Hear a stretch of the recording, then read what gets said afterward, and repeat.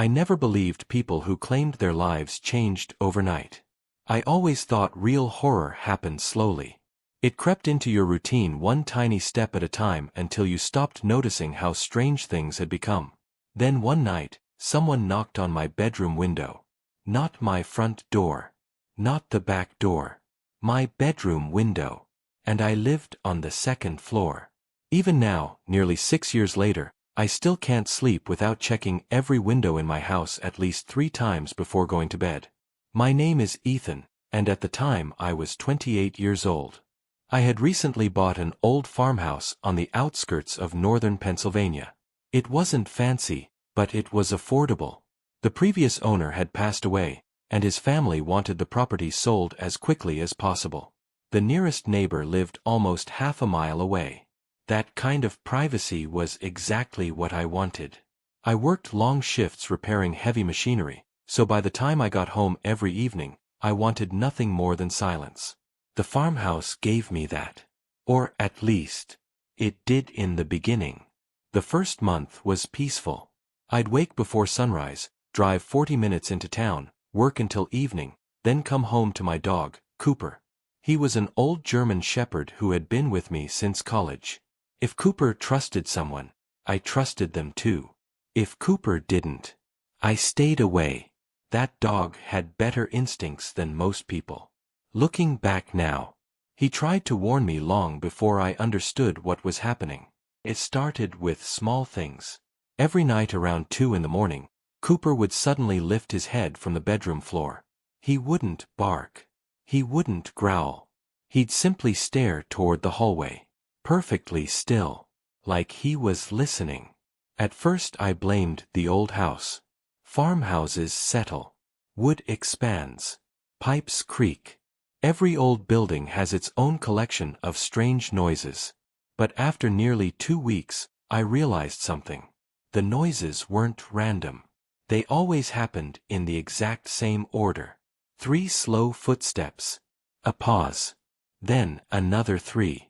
Every single night. The sounds always came from upstairs. There was only one room above my bedroom. An attic.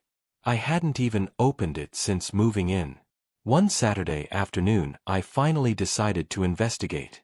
The attic door was at the end of a narrow hallway. Dust covered the handle. Cobwebs stretched across the frame. It looked untouched. When I pulled the ladder down, a thick cloud of dust filled the air. The attic itself was enormous. Broken furniture sat beneath white sheets.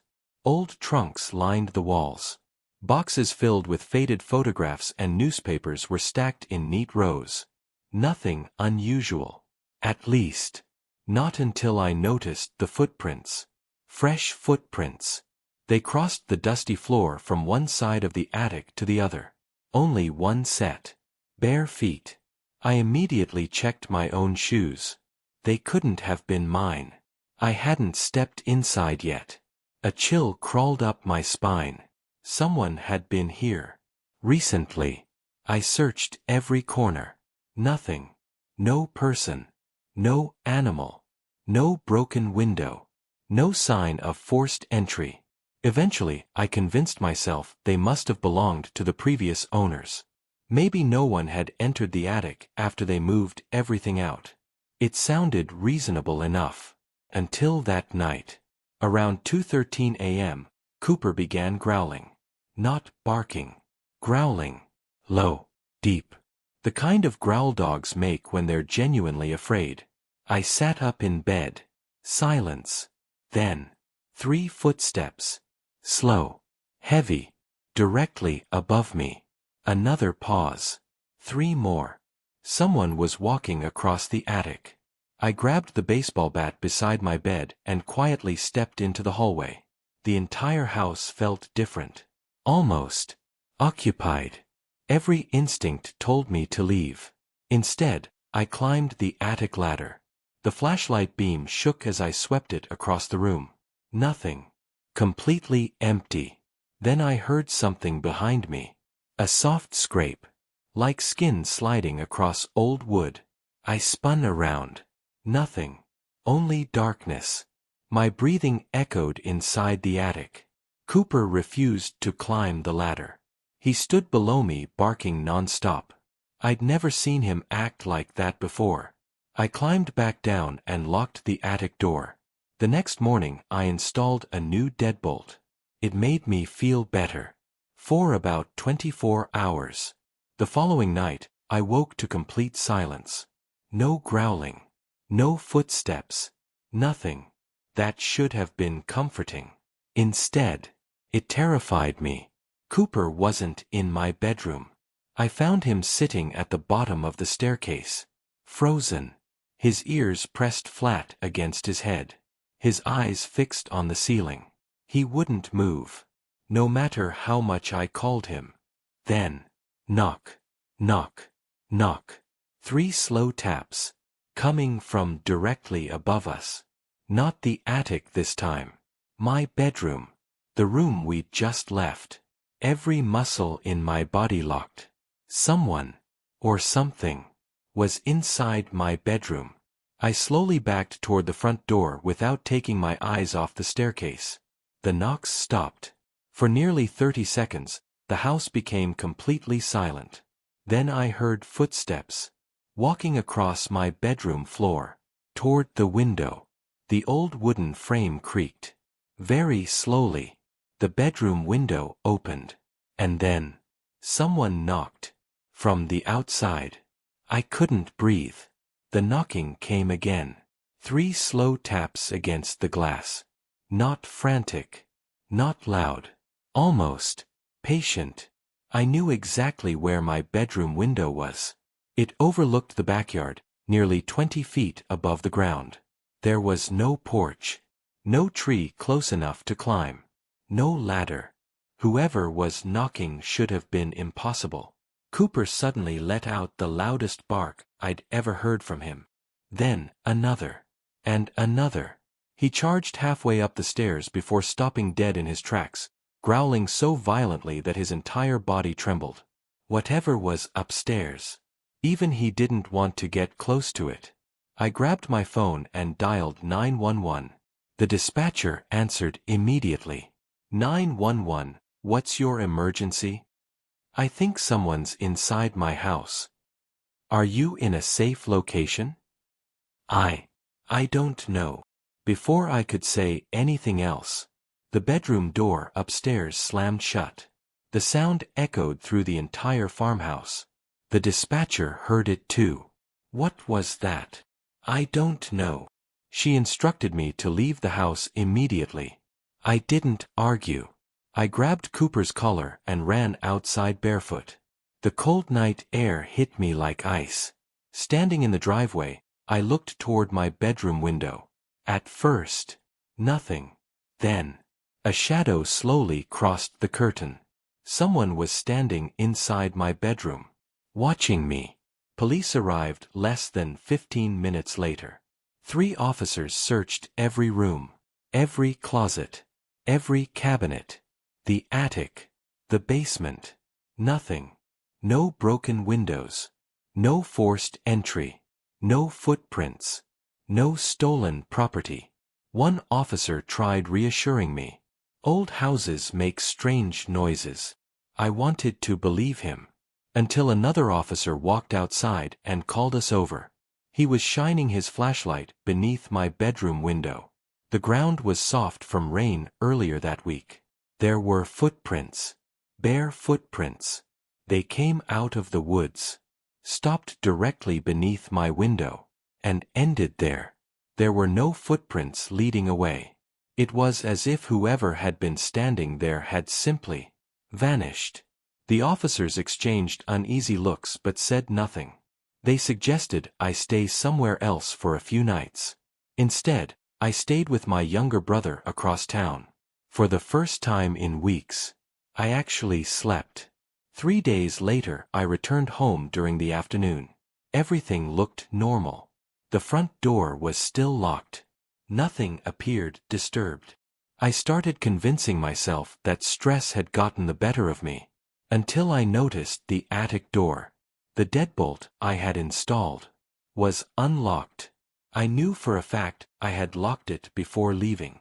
I slowly climbed into the attic. This time, the footprints were different. There weren't just one set anymore. There were dozens. Bare footprints. Large, small, adult, child. They covered nearly every inch of the dusty floor, as if people had been wandering around up there for hours. But what truly terrified me wasn't the number of footprints. It was where they ended. Every single set stopped in front of the far wall. An ordinary wooden wall with no windows. No doors. Nothing. I knocked against it. Hollow. My stomach dropped. I grabbed a hammer from the garage and pulled away a few loose boards. Behind them was a narrow crawl space. It was barely tall enough for someone to crawl through. The smell that drifted out nearly made me throw up. Rot. Mold. Something far worse. I aimed my flashlight inside. About 10 feet back. Someone had made a small room. An old mattress. Empty food cans. Water bottles. Blankets.